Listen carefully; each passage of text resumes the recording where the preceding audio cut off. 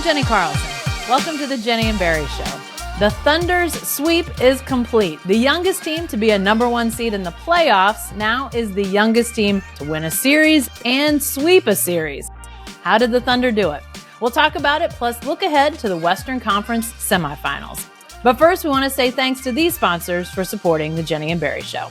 MidFirst Bank, Next Gen Roofing, Two Fellas Movers, the Oklahoma Ford Dealers Association. Drive into your best in Oklahoma Ford dealers today for the best deals on Ford's full lineup of trucks and SUVs. Ford is the best in Oklahoma. I also want to ask you to subscribe to our show. Just hit that subscribe button on YouTube. It helps us and that helps you. So subscribe today.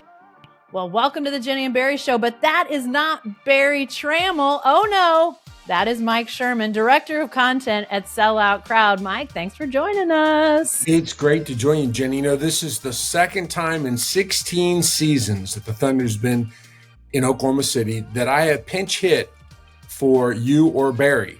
The first one was much more momentous. You'll remember it. I have a memory, yes. There's a child in this world that I'll never forget.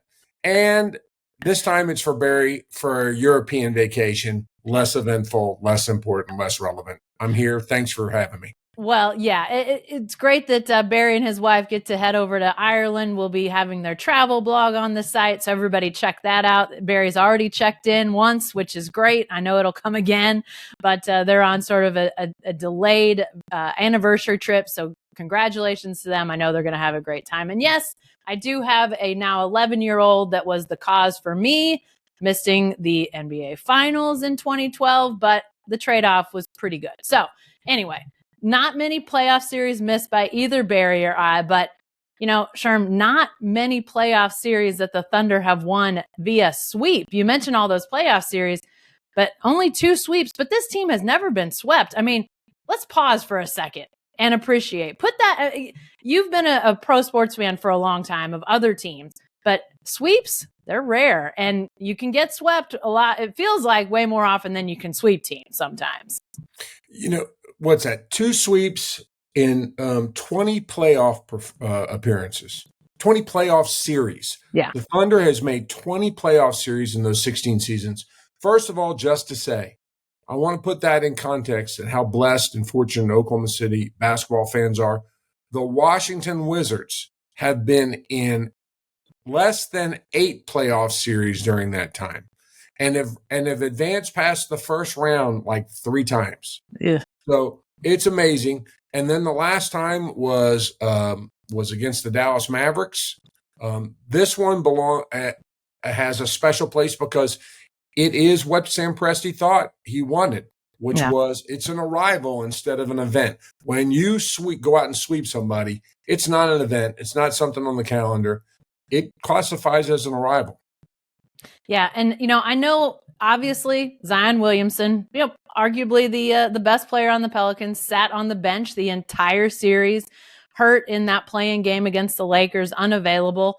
So I know some people will say, well, you know, if he's available, maybe it's a different outcome. Sure, of course, maybe it is a different outcome, but that's still a pretty darn good team. I think Mark Daigneault said before the series began that, you know, there's a good version of this Pelicans team that doesn't include Zion. I mean, they've played so much without him. They clearly know what it takes to play without him. So, you know, this is a team that is accustomed to that. Brandon Ingram's still very skilled. CJ McCollum, very skilled. I thought CJ McCollum played extremely hard all series long. Very impressed by his play. But the Thunder still walk away with 4 straight wins, sweep the series as the first time most of these guys are in the playoffs. So we've got a sweep in this series. We also had a sweep in the Wolves-Sun series. Who's more impressive, Sherm? Are you giving the nod to OKC with their sweep or the Wolves with their sweep? You know, I watched more of this one. I watched the other one out of a corner of my eye while working on the website, reading your stories, prepping for other stuff. So there's that. I think the cast of characters that the Wolves swept has a lot more hardware on their mantle, a lot Yeah. more money in their bank accounts, a lot more prestige in their corner. But I'd have to say the way that the Thunder did it is as impressive as anything from this season. The defensive suffocation of Brandon Ingram, whose stock there was a time, Jenny, when I thought Brandon Ingram was a poor man's Kevin Durant. When he was coming out of Duke, I just thought, okay, this is the prototype. They're starting to make Kevin Durant's back in the ye old factory. Yeah. No one would think that now. No one would think that today after what Lu Dort did. And the only thing, and the reason I know that is because you or Barry have written about Dort every day for the last week and a half. And not once have I complained. Each time you had a different important angle of that. That's as impressive. Lu Dort is the Lu Dort on Brandon Ingram, and what happened to Brandon Ingram is sort of the defining characteristic. So I'm going to give the Thunder the foe wasn't as impressive, but the performance was. How about you? Yeah, I mean, I think you can definitely argue that. I mean, 4 games in the regular season, the Pelicans had scored 92 points or less 3 times in 82 games in the regular season. And remember, they played plenty of those games without Zion, so it's not just a Zion factor. All 4 games in the playoff series, 92 or less. Twice they didn't get to the 90s. So, I mean, for the Thunder to have put the defensive clamps on that team like they did, you know, the physicality in the playoffs, we talked a little bit about this before the playoffs started. Physicality goes up. How's the Thunder going to respond? You know, they've got this rim protector who looks like a human string bean and Chet Holmgren. How's the physicality going to be when it goes up? How's Chet going to handle it? How are the guards going to handle it? Well, guess what? They handled it like true pros. They completely shut down the Pelicans. The Suns, I mean, when you're playing against a team that's got Durant, that's got Devin Booker, that's got Bradley Beal, that's a team that should not be swept. That's a team that should not be axed in 4 games like they were. That is shocking. I think, you know, the Wolves deserve a great amount of credit for doing what they did. But yeah, the Thunder, the way that they defensively locked down, just unbelievably impressive. And Sherm, that defense in game 4, if they don't play that way defensively, and if they don't keep after it defensively like they have been, that game is likely to get out of hand. They did not play well offensively in game 4. It felt like game 1, you know, it felt like it was going to be sort of a slugfest right to the final whistle, final buzzer, because the shooting, both ways, it was not good. But the Thunder shooting was not pretty at all in game 4. I'm ready to take a pledge. I'm ready to take a pledge that I will not obsess over rebounding stats going forward. This series cured me of it. I see it watching every other night now. I mean, I've had an idea. I've read stuff that you've written. I've read stuff that Barry's written. I've read something that we got a great press corps here in Oklahoma City covering the Thunder. People have tried to assuage me and stop looking at the rebounding totals. I'm done with it. I might not even look at that category anymore because of the way they played in this series. Every time I looked up, the Thunder was trapping someone, poking the ball away from someone. It looked like those games where the JV and the varsity are playing, and maybe the varsity needs a little, and they're just poking the ball away from their little brothers. Jalen Williams does it, once a quarter at least. So that defensive effort was as good as I've seen. It was reminiscent, Jenny, of that crazy Steven Adams back and forth against San Antonio. Those many years ago, 2016. Actually, I think that was the last time the Thunder won a playoff series, believe it or not. Yeah. And so that's the kind of defensive effort we thought. That's the kind of thing that puts a smile on Sam Presti's face. As good as we've seen, and I'm done worrying about rebounds. Well, I think when, you brought up a great point, it's the causing the turnovers, it's the steals that make up for that lack of rebounding. It's the offensive fouls that they're able to draw, and it changes those possessions, that you might not win in the rebounding total, but you're swinging possessions your way and making them empty for the opponent. So the rebounding is still not great. I mean, it's just not great. You can look at it and say, man, why can't they rebound better? And you'd be right. There is an argument for that, but they make up for it in other ways. And going back to Lu Dort a second, the guy, obviously his one-on-one defense against Brandon Ingram was great, but throughout the series, his teammates talked about how that really put sort of set a standard for them. You see a guy play that hard every moment against another guy, and you feel like, well, I got to give it my all. We saw things last night like Josh Giddey gets a block, goes out of bounds in the process, has to step back in bounds, reestablish himself. He's on his tiptoes as he grabs the ball and tips it out to somebody. I mean, that's the effort there is not, it's not common. It takes a special level of effort. And as good as Lu Dort was, if those guys are telling the truth, and no reason to think they wouldn't, his impact goes beyond just what he did on Brandon Ingram. Because I thought across the board, defensively, they were really good. I don't know how you couldn't give Lu Dort defensive MVP out of that series, but there were a lot of really good defensive moments for a lot of guys. Is there an argument for Chet Holmgren? We've come this far and we haven't even talked about Chet Holmgren yet. But is there an argument for him over Lu Dort as the best defender in that series? I think the not so subtle way that Chet Holmgren deters people from making a pass at the basket. The drives of the Thunder, and we can talk about that or later or another show, but the way the Thunder drives to the basket incessantly, the angles it takes, whether it's Giddey or all three of their primary ball handlers are incredible drivers. You didn't see that in New Orleans because you saw a lot of people start to think about it and then back out and head to the corner. And so that is Chet's not so subtle defensive contribution and high point rebounding. Lots of very high rebounds that didn't get down to didn't even get to Valanciunas' level. Yeah. Chet's high point, a lot of rebounds. Fantastic. Jenni, one other thing I thought about that you said, an important point, drawing offensive fouls.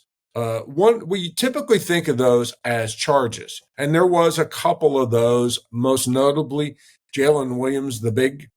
I call him Jalen Williams the big and Jalen Williams the small. I'm not going into the Santa Clara, Arkansas thing. I'm not getting the J-Dub and J-Will. I get too confused. The big guy and the not so big guy.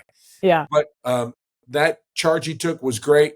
But the more important thing is all the illegal screens that are only illegal because the Thunder is up on them, going over them, trying to traverse these screens, and they draw those fouls. And, there was 8 in one of the games of this series. It felt like twice that many last night. Yeah. Yeah. And I think you're right. I mean, it's not so much the drawing charges. It's how they're always close enough to get illegal moving screens. Sometimes they get push-offs. I mean, they're just on guys so tightly that they get rewarded for that. And, I think it'll be interesting to see moving forward. I think Minnesota has got some guys that play similarly defensively if it comes to a series against the Timberwolves. We'll talk about possible semifinal opponents in a second, but it's fascinating to think about the matchups that could be after what we saw with the way the Thunder reacted in this first playoff series. So, but you're right. I think it is a big reflection on how they refuse to be moved by screens. Switching is not, they've done that some, but in this instance, that is really not what they're excited about. And they're willing to fight through to make sure that doesn't happen. And it's a lot of guys. It's not just Lu Dort, although he's the leader of that pack for sure. Hey, let's talk about a couple individuals. Shai Gilgeous-Alexander scores 24, leads the way in points for the Thunder. But I thought this was as bad as we've seen him look offensively in a long time. Sherm, he missed like 6 free throws in game 4 and missed some shots around the rim and some looks that are pretty textbook for him. I mean, we heard all series that the Pels have some active defenders themselves. Herb Jones has obviously been a guy that's handled SGA well. Is this a case where, maybe things were getting a little bit tired? SGA, maybe he needs this layoff as much as anybody. That's the thought that came to my mind, Jenny. You said it. He is making constant sorties into the lane and pivot to the cows come home. I mean, everybody who's ever tried to teach a kid how to play basketball and try to teach keep pivoting. He's the king of that. He could do a red R back on round ball session on that. He looked tired to me. His shot flattened out, and I think when you get to the free throw line, you're missing free throws like that. He'd probably never admit it.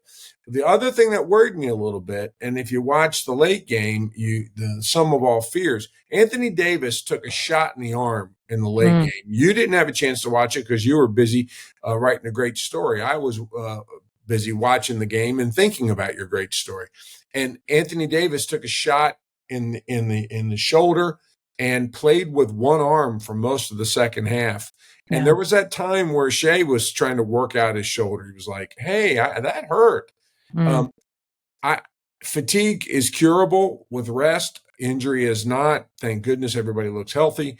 I think you're right. I think he's tired and deserves some rest. Who wouldn't be? Yeah. And I mean, he plays a physical style. I was actually thinking last night that, his sort of his approach, his own speed when he, always just only goes as fast as he wants to go. It actually struck me a couple of times he got knocked down, and I thought, he's going at his own speed to get up. He's not in any hurry to get up off the ground. He is taking his time. Okay, let me just lay here a minute, get my wits about me before I stand up. But yeah, I think this rest will be great for Shai Gilgeous-Alexander, probably for the whole team, quite honestly. But, thought he, across the board, if you look at the totality of 4 games, hard to argue with what he did. And frankly, hard to argue fourth quarter last night with what Josh Giddey did. Sherm, I did not have Josh Giddey with 3 fourth quarter 3-pointers. I did not have that on my bingo card. This guy, he sat the last 10 minutes of game 1 and, was not a factor at all down the stretch of a really close game 1. Game 4, he really turned the tide in the fourth quarter. I was surprised. I'll be honest with you. I was surprised at him hitting the shots and taking the shots that he took in the fourth quarter. Kudos to Josh Giddey. Kudos to Chip England. Yeah. Those of us who have covered 19 or 20 Thunder playoff series remember the days when talk radio was full of, when are they ever going to get any shooters? When are they going to get any shooters? And now they have shooters coming out of their ears, and they are manufacturing shooters. Yeah. This guy, Josh Giddey, when they were playing, when the stakes were low, he was just a wonder to watch. There was a little floppy socks, ball handling wizardry, Pete Maravich without the jump shot, and right. I mean, without a semblance of the jump shot. Yeah. But what has happened now is he's playable at the end of games. He's now there's an anticipation, and when he gets ready to shoot, you're not saying, "Oh no, don't do that." Yeah. The one thing about the Thunder, and Mark Daigneault deserves credit for this, that offense creates so many open shots. So there's this anticipation. The ball swings, pick and roll, pick and pop, and there's a Thunder player toeing the 3-point line, and you're thinking they're going to detonate it because that's what they do. They shoot such a great percentage. And I think this game was one of those ones where the anticipation overrode the production until Josh Giddey started detonating them. And then they felt like 6-point shots and 9-point shots, really turning the game, really creating a breathing room. It always looks like to me that he's going to miss. It looks like to me that he's cradling the ball a little uniquely, let's just say. That his release is not exactly textbook, I don't think. Not, but the old saying is don't look for the perfect shot, perfect your shot. And that's what Giddey's done. Kudos to him.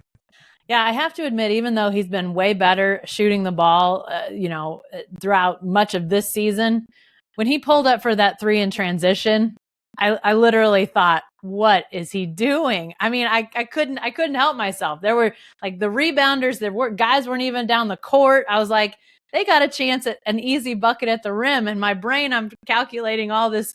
Why would he do that? This is the dumbest. And then it splashed, and I was like, all right, never mind. I know nothing. I mean, that to me was, I don't know if that was the backbreaking moment, but that had to sort of be for the Pelicans. Like, they kept the game close. They were right where they wanted to be. They'd held, SGA in check. They got the game to the fourth quarter. And then Josh Giddey starts hitting 3-pointers. I have to think mentally for the Pelicans in that moment, it was like, oh, for good grief. We guard all these guys that we're supposed to guard. I think it was Trey Murphy who said the other day to the media in New Orleans that, you guard what the percentages tell you to guard. And I think he was talking about Lu Dort at that point. You don't really expect Lu Dort to go 4 for 8 from 3. And if he does, bad time for, that to happen for you. I felt like it was a little bit of that with Josh Giddey for sure. Not what you expect if you're part of the Pelicans defense. A great example of the Thunder's player development, a great example of an in-season improvement of a player. I mean, there was a time this season where with the game on the line, Giddey was on the sidelines. Yeah. And unless they were inbound on the ball, and he's one of the greatest inbounders of all time. And and then lo and behold, during the post-game interview celebration, mosh pit, Nick Gallo rally, there is Josh Giddey joining in. So his shots are falling. Yeah, for sure. You talk about development of Josh Giddey. I think we need to pause a second and talk about a guy that we've sort of watched regress as these playoffs have gone on. The Thunder, we know Mark Daigneault plays a lot of guys. He did again in Game 4, played 11.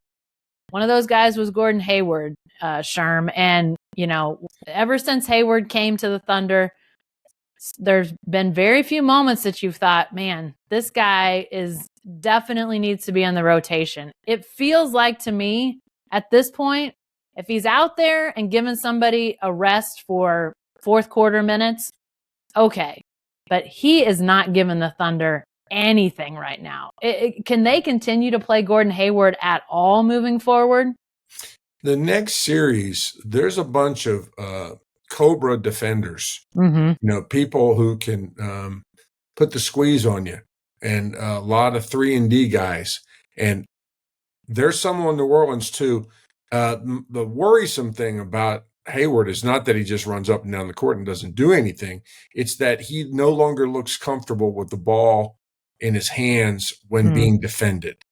There was a moment last night when it looked like that moment where the teammates know that the kid who doesn't have a good handle has the ball, and they want to give me the ball here, give it back to me.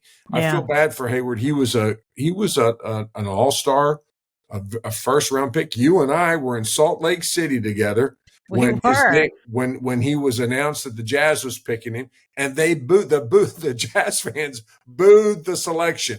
Now that was unkind. I wonder what they do now, because that was really a bad look. My question, Jenny, is why aren't they playing? Why would he get Kenrich Williams's minutes? Mark Daigneault, who creates all these open shots and has his team sweeping New Orleans and has the youngest team to do this, do that, the youngest team to wake up this morning. Every day there's a new youngest team to do something. He deserves that credit. He knows more than I, but I will have to say those Gordon Hayward minutes are curious.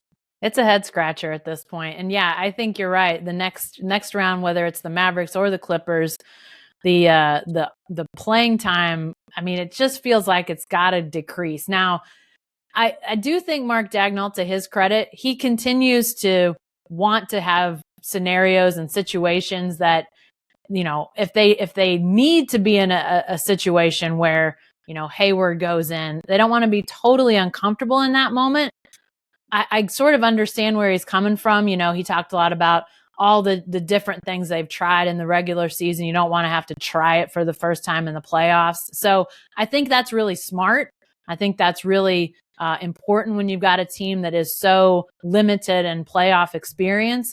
But yeah, I'm not sure where the benefit comes from Gordon Hayward being out there at this point. Like I said, if he's spelling somebody that needs a breather to be, more capable in the fourth quarter, and he doesn't go out there and do something, dumb or detrimental, I guess for a couple minutes, I'd be all right with it. But I mean, when he's out there, you're right, Sherm, when he has the ball in his hands, it's sort of like, I felt like just don't do anything. Don't do anything that could, cause a breakaway. Don't, and you have to think his teammates sort of feel the same way. So I don't have a lot of belief that that's an experiment or a, see how this looks, see how this feels, see how this goes experiment that's going to continue very much longer. I mean, you've got 5 other guys coming off the bench who are playing pretty darn well. They didn't score it great last night, but you're still getting good minutes, still getting good defense, still getting good hustle, effort, all that sort of thing from, whether it's Isaiah Joe, the big Jalen Williams, whoever you want to say coming off the bench. So I think that's definitely worth watching as the semifinals come around. Before we put a close on this series, though, there were some iconic moments from this sweep of the Pelicans. Some things that will probably be remembered for a while. What stands out to you from those 4 games that the Thunder won over New Orleans? A couple things. One is I believe that we'll never see this. It won't show up in the AT&T commercial, but there is a large bruise on Chet Holmgren's chest. Exactly. From the shoulder, forearm shivers that he got from Jonas Valanciunas. Yep. Golly day. That's the way the series started for me, where Valanciunas was just backing him in and throwing his shoulder into the guy, and Chet did not yield. Chet, we come back to this. You wrote a story off of game 1, I believe. It's hard to remember. It's been 4 games. It seems like 4 weeks. That's the way these series unwind. But the way Chet stood up to one of the NBA's big men, I'll remember that. I wonder what about you? What's your defining memory of this series? Yeah, I mean, I think I'll always remember the way Lu Dort just was always with Brandon Ingram. I mean, last night there was a point when Ingram was on the court and Cason Wallace was guarding him, and I had to I'm like scanning the court. I'm like, wait, Lu Dort, where's Lu Dort? Why is he not on Brandon Ingram? He was not on the court, and I thought, this is the first time. I mean, I thought in that moment, speaking about Mark Dagnall's, desire to try things, I thought that was a moment when Mark Dagnall was like, let's see what Cason Wallace does against Brandon Ingram for an extended period. And I think, it was probably 4 or 5 minutes or so. I'd have to go look at the play-by-play to find out exactly.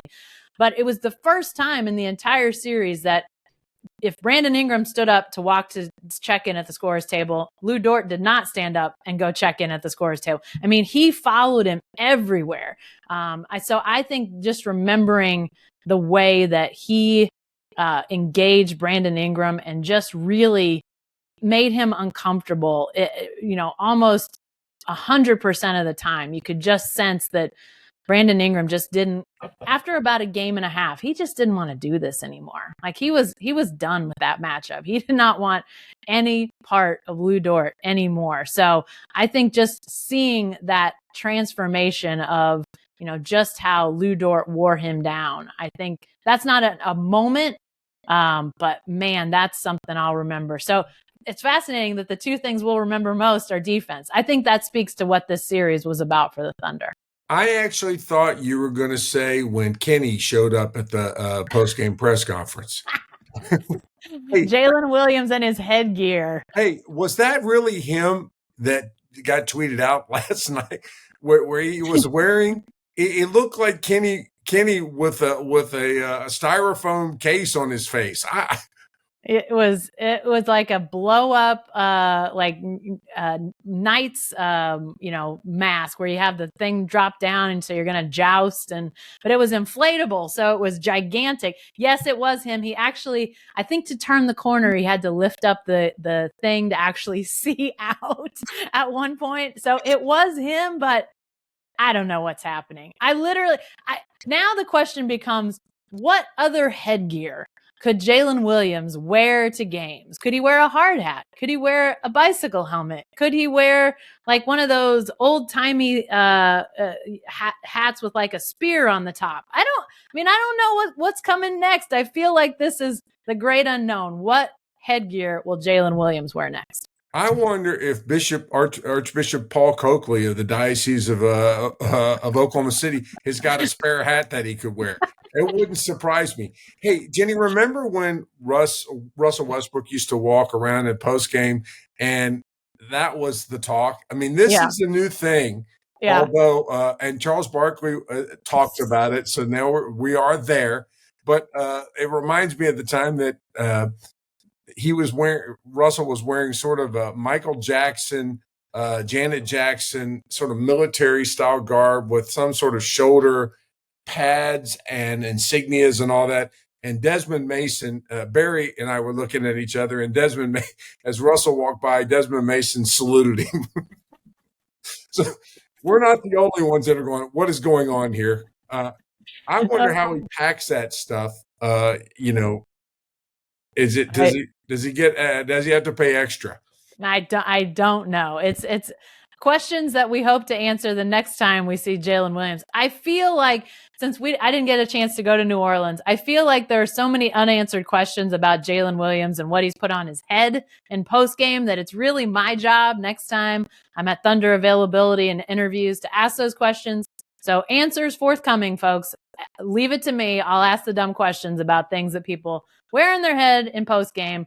I'm still a little bit flabbergasted by the bedazzled Kenny look that he had with the baklava. That thing still, I don't quite know what to do with that. Anyway, all right, let's look ahead for a second. Because now that the sweep is done and the Pels have gone to Cancun or Galveston, if you're Charles Barkley. Poor Galveston, by the way. I feel like the tourism industry down there needs to get with Charles and lay off, dude. He had bad things to say about Oklahoma City. They'll get over it. They will. Okay, so we don't know if it's going to be the Clippers. We don't know if it's going to be the Mavs. But if you want to face the Clippers, what would have to be the case? You'd want to face the Clippers if, Sharm. Well, if you want to face a team without its best player, which that's what happened the last series. And a colleague of mine kept, as I was looking at this series, banging the drum, but making plans for late June, said, let's see them face somebody with their best player first. I think that was you, wasn't it? Me. Yeah, and so no Zion Williams, no the Clippers' best, no Kawhi Leonard. So that's one thing. You want to face the Clippers because Kawhi's. I mean, he may show up, but he's undetermined every game. It's one of the saddest careers. We'll never know. What if? So that's a good thing. You want to play the Clippers if you love nostalgia. If we want to have hail the gangs all here, we can write about. If you want to write about Sam Presti's great trades and not so great trades, if you want to write about draft picks, if those are the things. If you want La La Land to notice, those are the reasons why you'd want to face the Clippers. I think. How about you? Yeah, I mean, I think obviously the uncertainty of Kawhi is definitely, makes them not as potent if he's unavailable for multiple games, which I don't know what his status is day to day. I don't think they do either. So that's impossible to know. If they've got him, then I think it's a challenge, obviously, if he's, and I don't know how he'll play, if he returns, is he 100%? Can't imagine he would be, but if he's somewhere close to that, how's his rhythm? How's his, just all the conditioning, the rust factor. So I think that's a big question. But you're right, Sherm. I think a lot of that series would be built around, return of Paul George, return of Russell Westbrook, on down the list. Clearly, I think it would give us a chance if you want to thank Paul George for not going public with his desire to be traded so the Thunder could do a deal to get Shai Gilgeous-Alexander, then a couple games with Paul George in the building would not be the worst thing. But, I mean, obviously, if you think about what the Clippers did, would they have been in better shape if they'd have kept Shai Gilgeous-Alexander? It's a great question, probably one that we'll get to explore if this is the matchup. But it's fascinating to think about because clearly the Thunder, I mean, they've got a great player in Chet Holmgren. They've got a great player in Jalen Williams. But they've got a foundational franchise face player in Shai Gilgeous-Alexander that they get out of that trade. And at the time, nobody thought that would be the case. I mean, it's crazy to think what he's become from what he was when the Clippers gave him up in that Paul George trade. We've come a long way. We've come a long way from obsessing over Clippers picks, right? I mean, my two sons, all they wanted to talk about for a couple years was all the Clippers picks, how the Clippers are doing. Oh, no, the Clippers are good. When will they be bad? We get all their picks. And now we obsess over rebounding stats. So that's progress. What about the Mavericks? You want to face the Mavericks, Jenni, if what? The first thing that comes to mind is if you enjoy watching one of the premier players in the NBA complain all the time. As good as Luka Doncic is, and he is fantastic, he is a grade A top shelf whiner all the time. I mean, Thunder fans will remember in the, latter years of Westbrook, Durant. I mean, they complained about a lot. Where's the foul? Throwing up their arms and, oh my gosh. Luka Doncic is next level. He puts those guys to shame when it comes to that stuff. So quite honestly, playing against a team, it's sort of the opposite of what you said a second ago. He's available. This Mavericks team has their best player, and they have a pretty good second player in Kyrie Irving. So the challenge against the Mavericks would be significantly higher, at least it looks right now, unless Kawhi makes a miraculous recovery and is available for every game. But the thing that stands out to me is just, oh man, are we going to have to listen and watch Luka complain? Because that's going to get tiresome really, really quickly. And it's a 7-game series. It could.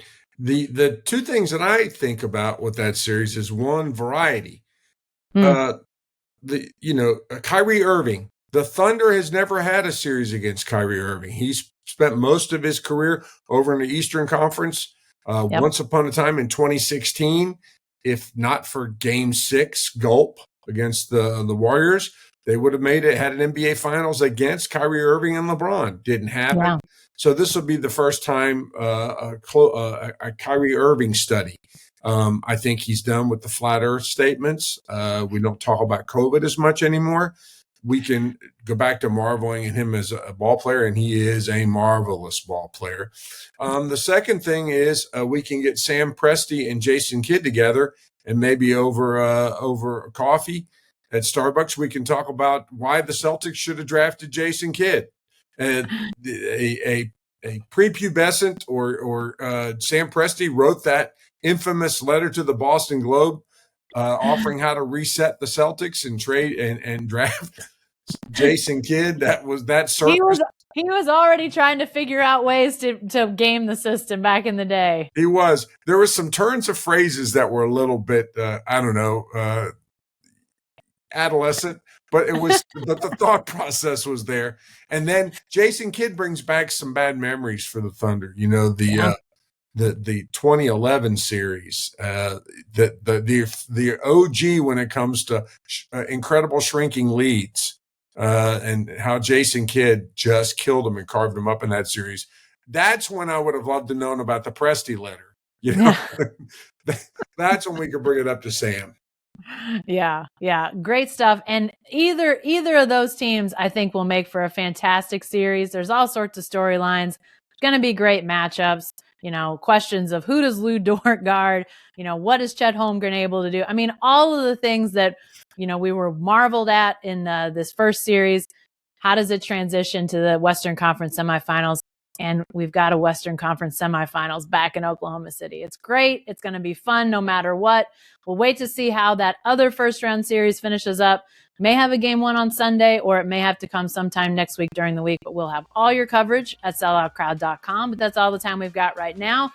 All sorts of Thunder content right now at selloutcrowd.com. You can go there and find it, as well as on our mobile app. Download that today if you haven't already. And if you want our content sent straight to your email inbox, we got you covered. Sign up for our newsletters. It's free. It's easy. Just go to selloutcrowd.com and opt in. And hey, if this happens to be your first time hearing or watching us, be sure to subscribe to our show on YouTube or your favorite podcast app. And if you like what you hear, please leave us a review.